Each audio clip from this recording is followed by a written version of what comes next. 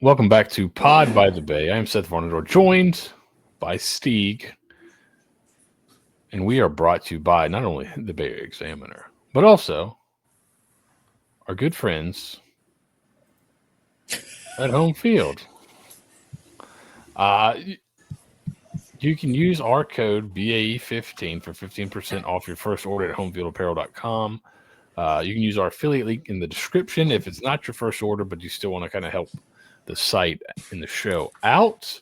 Homefield has beautiful t-shirts I'm wearing right now. Soft, very, very lovely.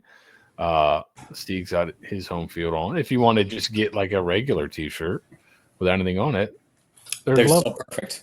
Yeah. So, homefieldapparel.com is a great spot for USF items, items for other colleges, or just general t-shirtery. So, check out homefieldapparel.com. You can use code BA15 for 15% off your first order. And you can also use the R affiliate link in the description and get help out the show, help out the site. So check that out. Good stuff over at Homefield. And thank you to them for sponsoring the show here. Steeg, since we've last spoke, like we've talked about, we're kind of in the big crossover season. There's a lot of things going on, but we have basketball coming down to an end here. Since we last spoke, we were coming off the heels of a big comeback win for the Bulls at UTSA. They followed it up with a loss to North Texas. Just seems to be like that's kind of the way it seems to go. Not a lot of winning two in a row. The last time they won two in a row was they won four in a row, starting with East Texas A&M, then defeated Weber International, then won two in a row in conference against East Carolina and Wichita State. Since then, every win has been followed by a loss, and that just seems to be kind of how this season's going. Definitely more losses than wins, and just up and down. Not able to kind of consistently string things together. Anything surprising to you on the North Texas loss? They're about to play tonight here against Temple. Then they have FAU and Memphis to finish out the season before the conference tournament. So, Steve, anything kind of stick out to you here? Not particularly. I mean, to give USF credit, down by I think 14 at the half against North Texas, against a very stout North Texas team that will just suffocate you defensively. It was a 40-26 halftime score, and USF basically for the next 15 minutes out of the second half just slowly but surely clawed their way in, forcing turnovers, forcing bad possessions, and just slowly but surely chipped away until, and I'm going to double check what it was, at the 5:37-minute mark left in the game, Brandon Stroud hit a free throw to make it 53-51. So this team, this USF basketball team, really doesn't have any quit. To all the credit that we could possibly give to Coach Fletcher under unbelievable circumstances for him to get this team to consistently fight, week in and week out, despite the tragedy that they faced at the beginning of the year, despite the injuries that they're accruing. I mean, the starting lineup for this game was the weirdest starting lineup that they've had so far, and it was to counteract North Texas's size, at least a little bit at the beginning. So you had Daniel Toby Loba starting over Jameel Reynolds. You had Jimmy Williams starting over Kason Jennings, and then you had Jaden Reed starting, you continue to have CJ Brown starting over Jaden Reed. So it's definitely having to go very interesting. They're not shooting nearly as many threes as they normally would. This past game, they went 1 for 13 from beyond three. So that's kind of your crux at this point, is that you're unbelievably inconsistent at three, but you're shooting over 35% from two. and you're getting to the line a lot, which is kind of helping you stay in these games and to be able to crawl back into these games, especially when the opposing team has to make adjustments and do stuff on the fly there. So surprised that we lost to North Texas? No, but I was pleasantly surprised by the effort in the loss, and I think it is admirable to an extent. But yeah, we already know what their issues are. We've been over it ad nauseum at this point. They just kind of need either a fresh start. They need something different going at this point. Yeah, it's just not been a great year. I'm not surprised. The effort is not surprising at all. They've been a team that plays hard and continues to fight all year. But the loss is also not surprising either. It's just has not been a year where they can kind of find something consistently. And I think some of that comes down to like their shooting. When they shoot, they just cannot. If they cannot hit threes, I don't think they can really beat anybody that's worthwhile. Which is a lot of teams nowadays where people are shooting so many threes. So they've got probably 3 more games left. Is that kind of? They've got or tonight, 4 more games, probably 4. Yeah, at Temple and then Florida Atlantic on Sunday, and then get some time off before you got to go to Memphis, and then you start the American Athletic Conference tournament, where I'm sure they'll be playing on day 1. I would think, right? Is that yeah? Unless they go an unbelievable 3-0 in the next couple of days, they're playing in the opening round. So Temple, this will be kind of Temple. They're both Temple and USF are both tied at 6-9 in the conference right now. And there is some pretty North Texas, UAB, and Memphis are all kind of at the top there. So we'll see. You end up playing. You play FAU and Memphis. FAU is kind of a middle of the pack team there. Yeah, so ninth could possibly slide depending on how you end. You're going to probably end up in the 8, 9, 10 area. Mm-hmm. It looks like. I think it's statistically impossible at this point for them to slip their way into the first round bye at that point. So, which is fine. That maybe the season gets extended if you get lucky in the matchup that you have coming up. I think I'm one part of me. I want them to continue the season. I want them to continue to fight. I want them to continue to do it. But on the other side of my shoulder, I want this season to end sooner for them, both for like the sweet release of just everyone kind of needs a fresh start at this point. And selfishly also off-season content. Potentially, we'll see what happens and who gets retained and who doesn't. So we'll see. Yeah, and that'll be kind of the biggest. That's really the biggest story left with this team is what does the the bench look like next year? Basically, it's kind of the biggest story you have left here. So it looks like in the tournament you've got 8 and 9 playing each other in the first round. Right. So you'll have probably going to be in there, right?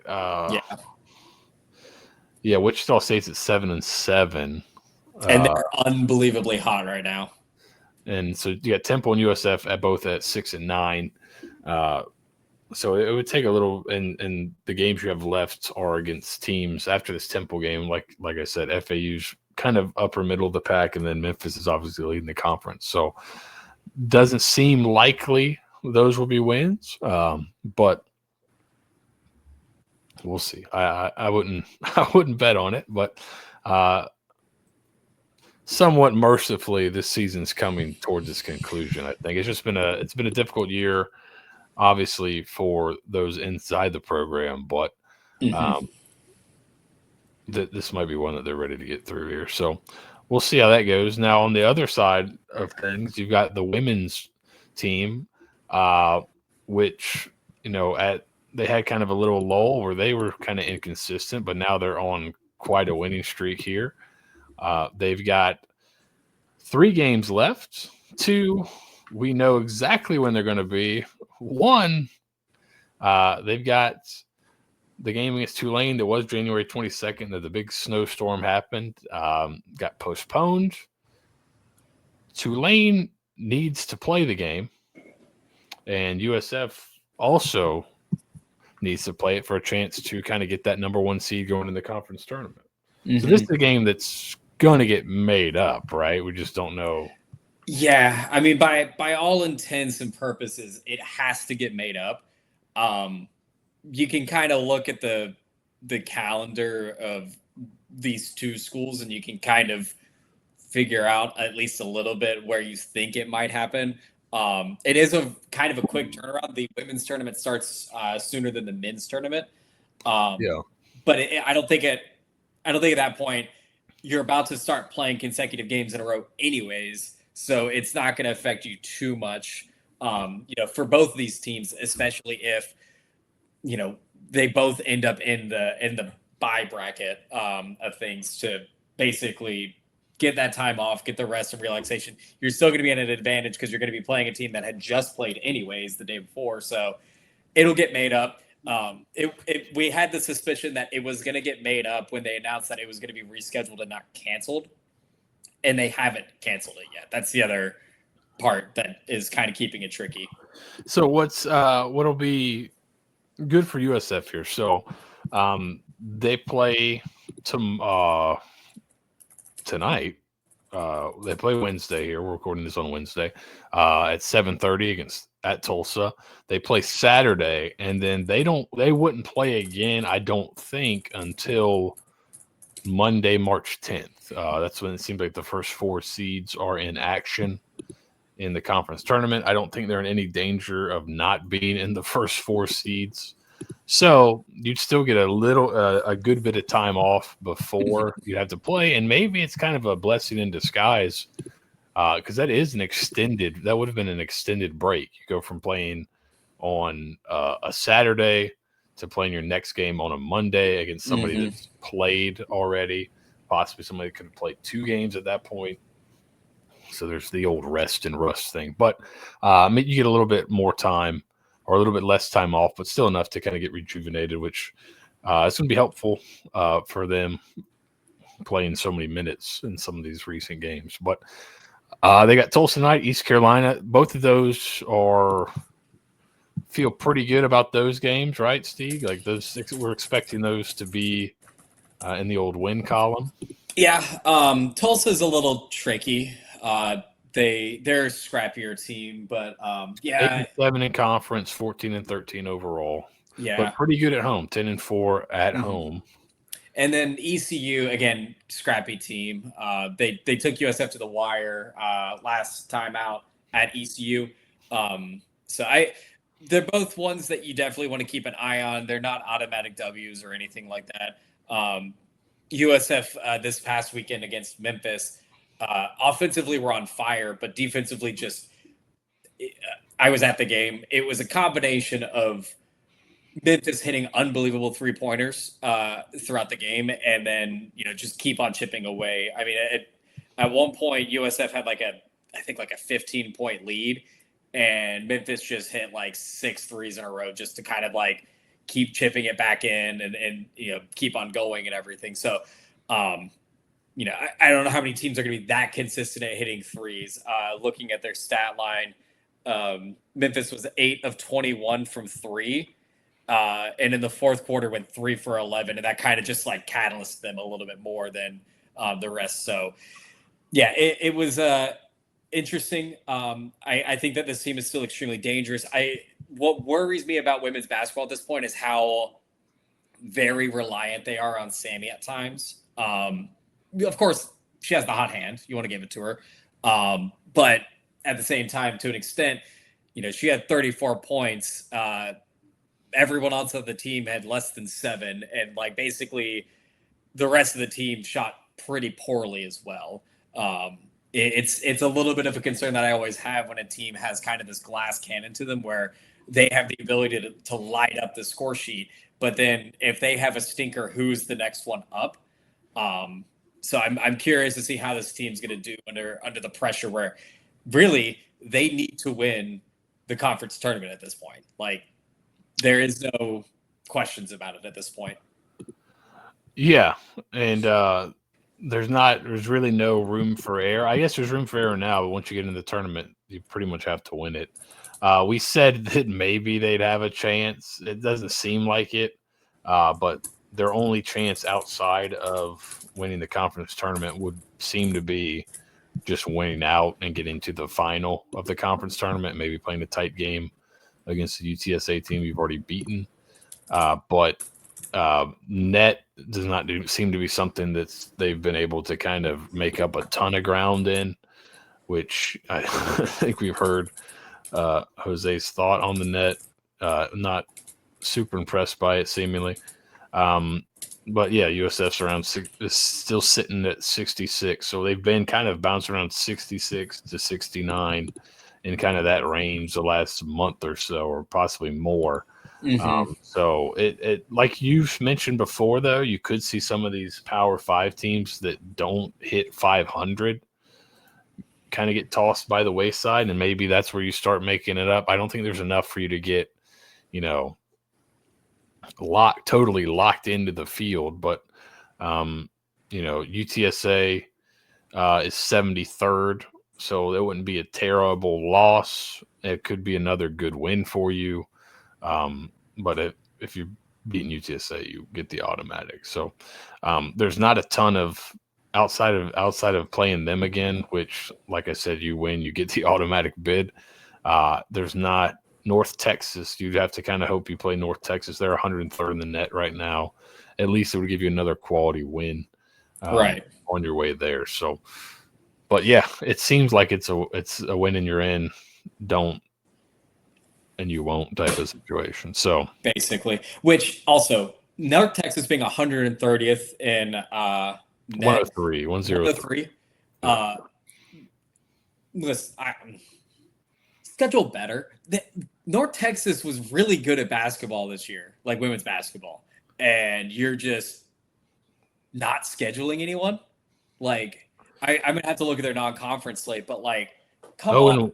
0-1 in quad 1. They are 19-3 in quad 4. Yeah, and like they have like a really solid team. Like there are 6 Division I schools in power conferences in the state of Texas. Like schedule one of them. Like one of them. I promise it's worthwhile for this conference. Like I understand what it's like to be a Memphis men's basketball fan, purely because like like you'll never hear these words out of my mouth ever again. But like it's ridiculous that like, we have to share a conference with teams that play like Holy Cross every other week, and then we're out there playing like TCU and Baylor and South Carolina and UConn just scraping by, and then like someone goes 19-3 outside of playing Abilene Christian every Tuesday night. Like, come on, like put a little respect into it. Like, yeah, you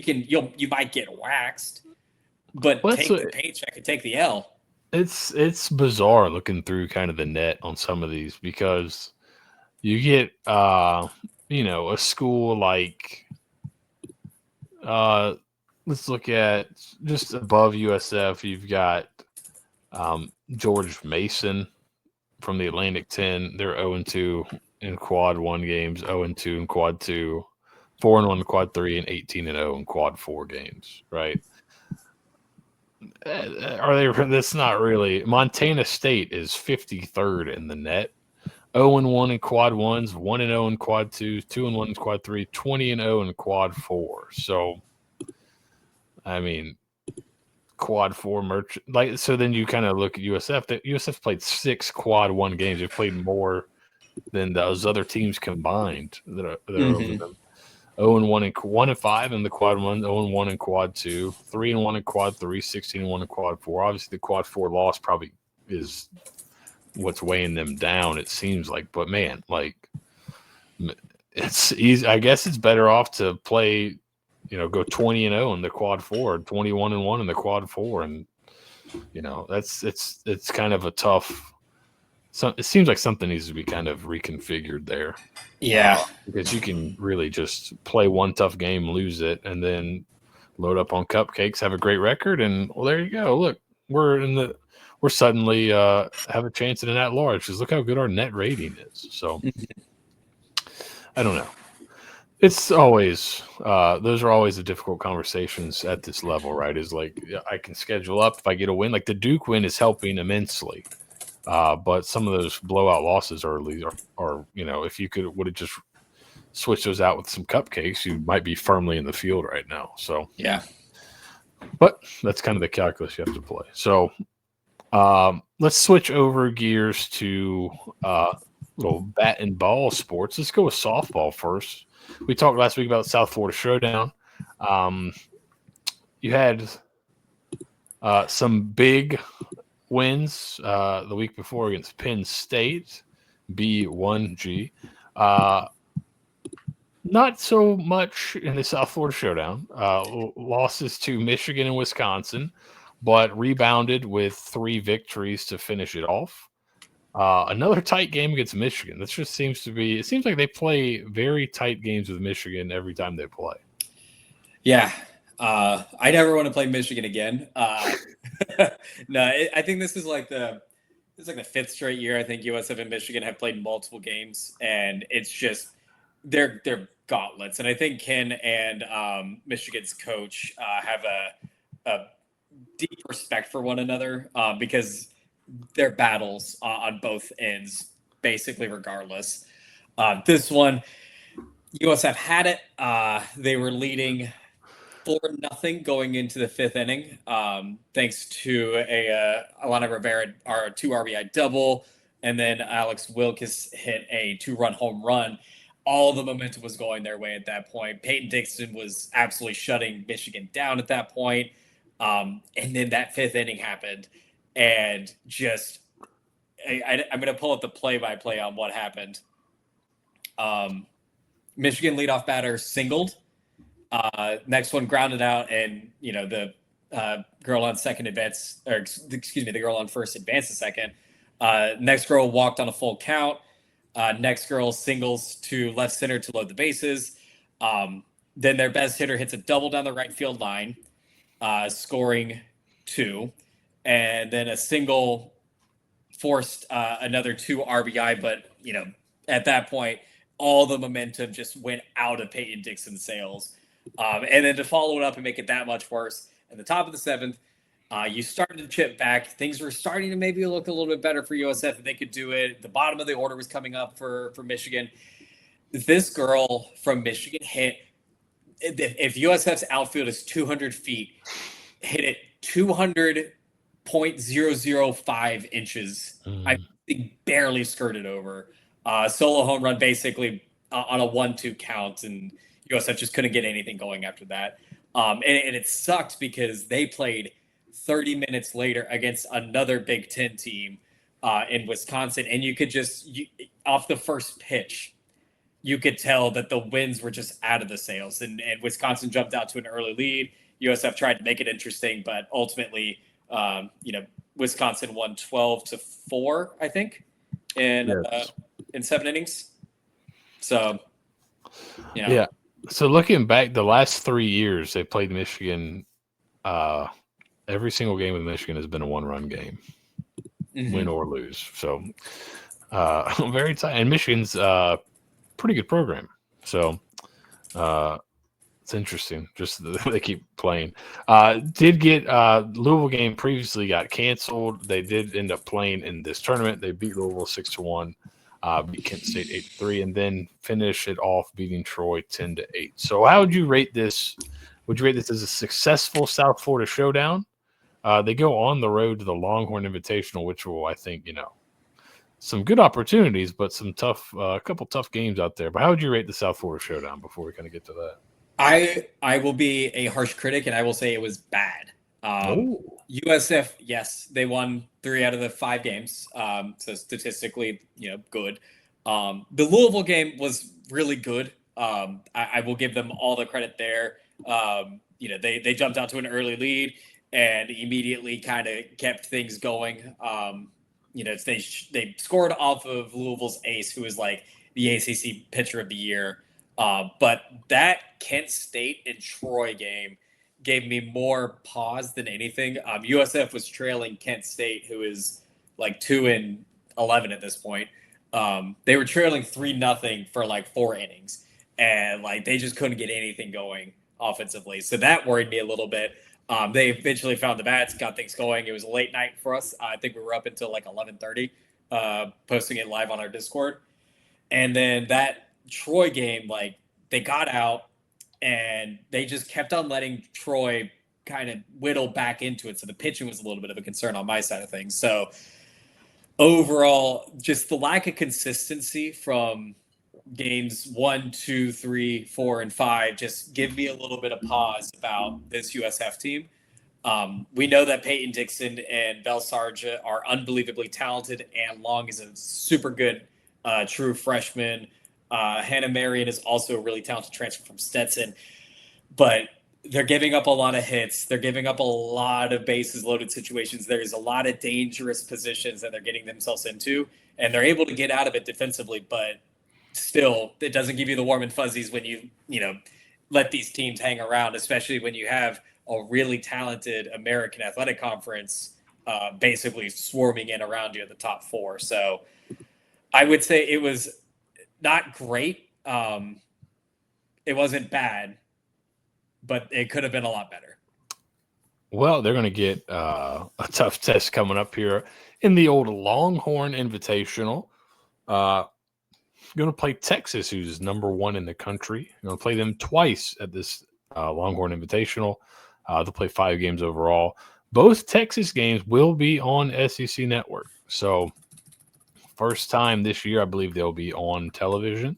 Mm-hmm. They've been on ESPN Plus for all the other games, but it looks like the Texas games will both be on the SEC Network. So you can watch that live Friday night at 5 and Sunday at 1:30. So there you go. I got your plans for Friday night and Sunday. I'll figure it out. There you go. So we'll see. That'll be a great test. I think the other 3 games are eminently winnable. New Mexico State, Abilene Christian, Alabama, and A&M. But, I mean, you want to talk about measuring yourself against the best, #1 team in the country there. So played Florida earlier as 3-2. That game did not go as well, but Michigan was ranked earlier in this year. So they've played some quality opponents up at this point. So should be fun ones. Let's go to baseball. So baseball, last time we talked, they were coming off a closer than the score indicated, maybe game against Florida State, going on the road to Georgia Southern. I think was that one of their only road trips? Or Yep. like they're only out of conference, like long road trip or something to that effect. Yeah, it's the only time they'll play a non-conference on the road, I think. Yeah. And so you've got against a pretty good Georgia Southern team, and which is a pretty good baseball conference. USF took 2 out of 3 and probably should have taken the third, Steeg. Yeah. We'll get Vito to superimpose the screenshot of Lance Triple on home plate with the ball in his glove, and the runner from Georgia Southern, about 4.5 feet from the bag. So on one hand, bad call. You lose the game because of it on the next at bat. But to the same extent, and this is where I will speak from both sides of my mouth, USF had an 8-6 lead going into the bottom of the 11th. You loaded the bases with no outs. Don't put yourself in the position where a bad call has you lose that game, and maybe we don't talk about it as much. But overall, a very, very successful weekend for USF baseball. Despite that loss, the bats are electric right now. Ryan Pruitt and Sebastian Greco are just the wonder twins as far as just getting chippy hits and battling on like 2-out hits at this point. There's still a little bit of inconsistencies, but it would be what you would expect at a brand new roster and some of these guys playing in Florida for the first time and kind of feeling things out. Mitch Hannah has done a fantastic job of switching guys in and out of certain batting orders to really play to their advantages, which I'm really appreciative of. It's not just, hey, like, this is our best hitter, we're going to lead off with them. Sometimes you just need a guy that can just make contact for a little bit and maybe, isn't making the big hits at that point, being your leadoff. So overall, great stuff. Pitching wise, did fantastic as well. Corey Braun is just absolutely the real deal as your Friday starter. I think you might have a little bit of an issue on your Sunday starter. You might have to do pitching by committee there, or like a guy like Jack Nedro kind of really get thrown into the wolves. And your Saturday starter, you're still kind of getting a little bit of inconsistency once the bullpen gets a little bit deeper out of it. And I'm blanking on our Saturday starter, and this is where I'm doing too much at this point.